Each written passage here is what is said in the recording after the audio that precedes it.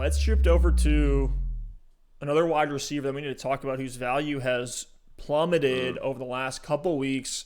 Really has been disappointing fantasy managers all season, and it's DJ Chark. Alex, you and I were so high on DJ Chark as a high-end wide receiver too in drafts. It seemed like he was going to start to deliver early, had some big weeks, but for this week, he has a matchup against Tennessee. Can you start DJ Chark at all? As far as I'm concerned, Chark is not startable in leagues right now. In week 13 against Minnesota, played 88% of snaps, saw 7 targets, and he's had a high target share all season long, but only 2 receptions for 41 yards. He's really been pigeonholed into a pure deep threat role. A guy who's explicitly there to stretch the field, run these double moves, and that's not what an offense is going to do. Like, that role doesn't have a lot of value when it's Mike Glennon and Jake Luton out there throwing you the ball. And we saw a rookie wide receiver, Colin Johnson, come in, and he's quietly emerged as the X-wide receiver on this offense. He caught 4 of his 6 targets for 66 yards, ended up putting up 10 fantasy points. It's concerning. As a DJ Chark shareholder in a lot of places, I think this raises a lot of questions. If Colin Johnson is beating him out for the alpha wide receiver role, the questions are going to come up. And with all that, though, I think you can't overvalue this season, right? With the bad quarterback play, first year with a new offensive coordinator, a 1-11 record.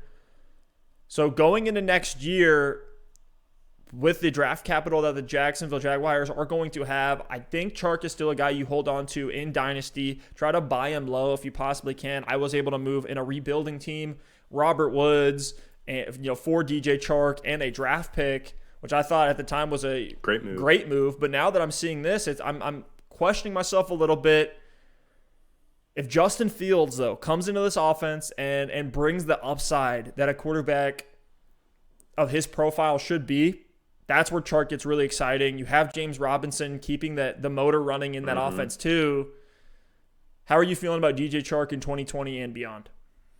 Man, I'm with you. I think DJ Chark is tough to start right now, but honestly, I'm willing to flex Chark this week in round 1 of the playoffs. And it sounds crazy based on what he's done, but this is all based on the matchup. And I know there's concerns about Colin Johnson emerging. Colin Johnson's been involved. He looks good, but it's not really cutting into Chark's snap percentage or his target share. If we were seeing like the inverse of what Colin Johnson is doing happening for Chark as far as snaps and targets go, I'd be worried.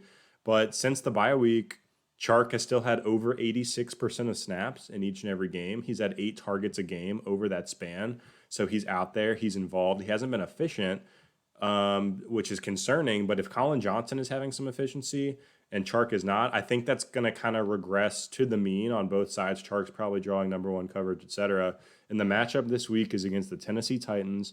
They're 29th in the NFL against the wide receiver position in fantasy football. They've been absolutely roasted all year long. The Titans defense has been straight garbage, and we know their offense can put up points. Jacksonville's probably going to trail, need to throw the ball. I mean, Corey Davis on the Titans in a high-scoring game last week just posted 11 for 182 and 1 in that shootout they had with the Browns. The Titans have been more of a shootout team than people realize here in 2020. So if they put up points on the Jaguars defense, which has been pretty bad, I think that the Jaguars are going to need to throw the ball as well. Mike Glennon hasn't been great. He hasn't lit the world on fire. They're obviously struggling at the quarterback position, kind of tanking for one of those top quarterbacks. But Mike Glennon's been serviceable. He's been competent enough to get the ball to his wide receivers. Even Jake Luton a few weeks ago with Chark led Chark to the big 27-point outing he had against Houston, 7 for 146 and a touchdown in the right matchup. So I'm willing to roll out Chark this week as a flex. The touchdown upside's probably lower than normal, but he's getting snaps. He's getting targets, and I think he could put up a flex-worthy game for you here in round 1 of the playoffs. Yeah, you're right. There's a lot of things to like, even with Mike Glennon out there. I mean, Glennon, they're letting him throw the ball a ton, 38.5 attempts per game.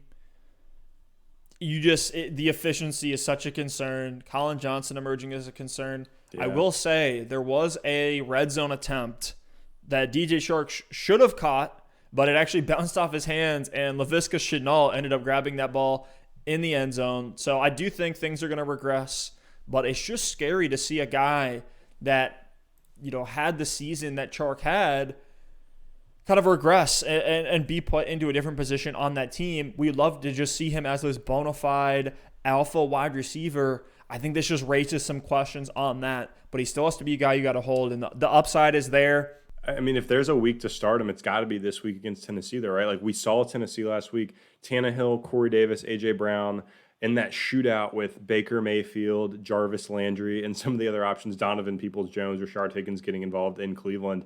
I really think that this Tennessee Titans team is built for shootouts. They put up a ton of points on the Colts as well a couple weeks back. The defense hasn't stopped anybody. Their offense clearly can put up points in a hurry with some of the weapons they have.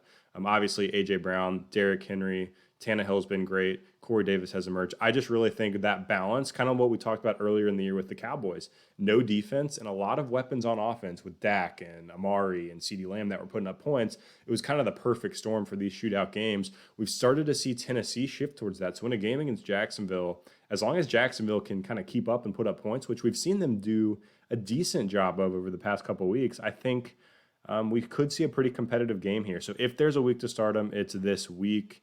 Moving forward in the playoffs, I don't know. Dynasty, I do like the move you made. I think Colin Johnson, DJ Chark, and Shenault could be a good combo with Chark kind of leading the way if they get a better quarterback. But I'm in on Chark this week. I really think he's going to have a solid game. Oh, you're higher on Chark than I am. I would not touch him with a 10-foot pole this week. I just think you cannot rely on him. There's other options that are out there, even on waivers right now. I'd rather plug in a guy like Cole Beasley over DJ Chark, but